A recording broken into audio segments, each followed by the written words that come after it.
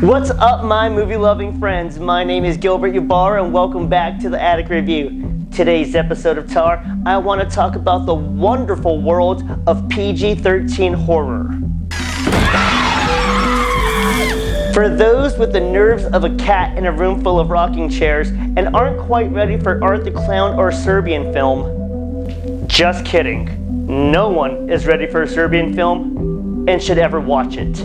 But those wanting some lighter horror that still delivers some jumps, I got you covered with 7 of my favorite PG-13 horror films. There is no order or rank to these, but we are going to start with Tremors. We can make it!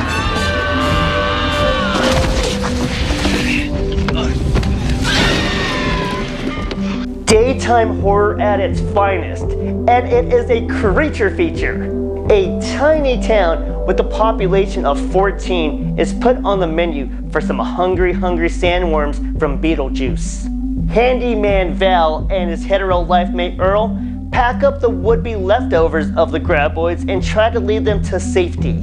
There are fun chase scenes, intense showdowns with the not-so-gummy worms. It is funny, scary, and a little dash of romance. I know what you're thinking. Val and Earl, right? Nah, fam. Val ended up leaving with that goofy grad student that didn't have a theory on the graboids. But it's not too gory either, so the whole family can enjoy rooting for the graboids or survivors, whatever. Second up, let's go with the movie containing evidence that the Wolfman does have nards. We're talking about the Monster Squad. It doesn't have nards! Go it! Wolfman's got nards! Come on! A total fan favorite because it's basically the horror version of the Goonies with the classic monsters as the ops.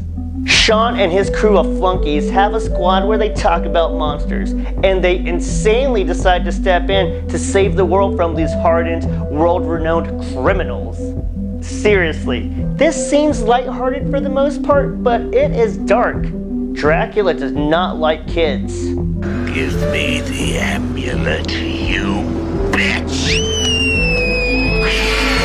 But Frankenstein's monster does like the kids and joins them to stop ultimate evil from overtaking the world.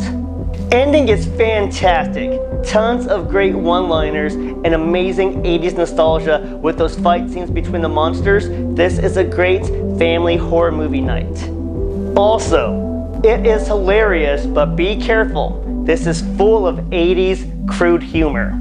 You've been warned. Third up is the Groundhog's Day inspired Happy Death Day.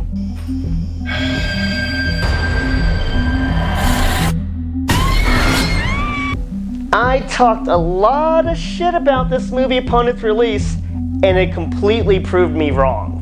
One of my favorites now. Tree is kind of a bitch that has to relive her birthday over and over after being violently murdered over and over again by a killer wearing a baby mask running around campus. A slasher with a hint of a time paradox, this film is funny, scary, and extremely clever. Happy Death Day has some serious jump scares and hysterical death scenes as Tree is trying to escape this birthday nightmare loop. Fourth movie coming up is an underappreciated gem from the 80s, Lady in White.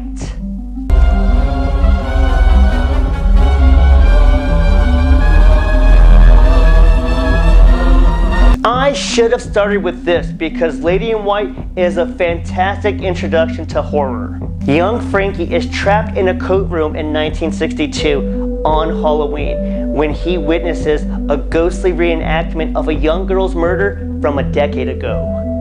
He meets a lady in white along the way, spooky, but she is key to solving this murder, and now there's hints that Frankie might know the killer. The Lady in White has some scares, let me tell you, but its setting is so warm that it disguises how dark this film is.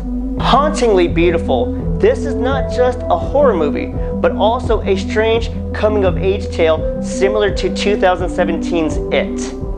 If you want to try out some darker PG-13 horror, start with Lady in White. The fifth movie coming up is shh, a quiet place.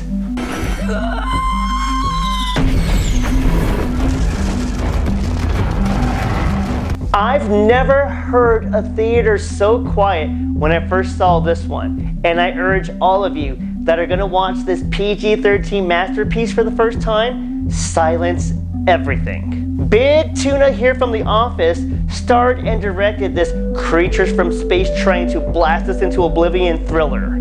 These alien space things are assholes. Just watch the opening few minutes. And all we have to do is shut up. But come on, we're people. I love the actress who is deaf in real life for her powerful performance and for schooling the crew on ASL. Speaking of powerful, this movie is chock full of sequences that are gonna test your heart and nerves. Did I mention that Jimbo's wife here is also pregnant and ready to give birth with all of these creatures running around? That alone should make you interested and fearful in A Quiet Place. Sixth up is some of M. Night Shyamalan's best work with The Visit. I'm sad it's all over. Gonna get you. Young T-Diamond stylist and Becca here are documenting their first time meeting their estranged grandparents. And these people are wild. Chasing them under the crawl space, leaving adult diapers in the shed, running around naked at night and clawing at doors. I don't think we can blame this one on lack of fiber and dementia.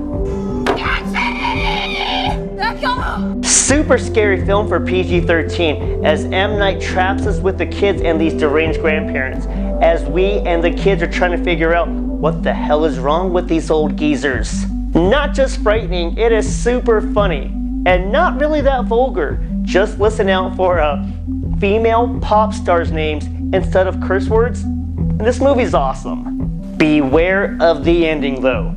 The germaphobe in me was in full panic and disgust. Lastly, we're going a little darker here with The Ring.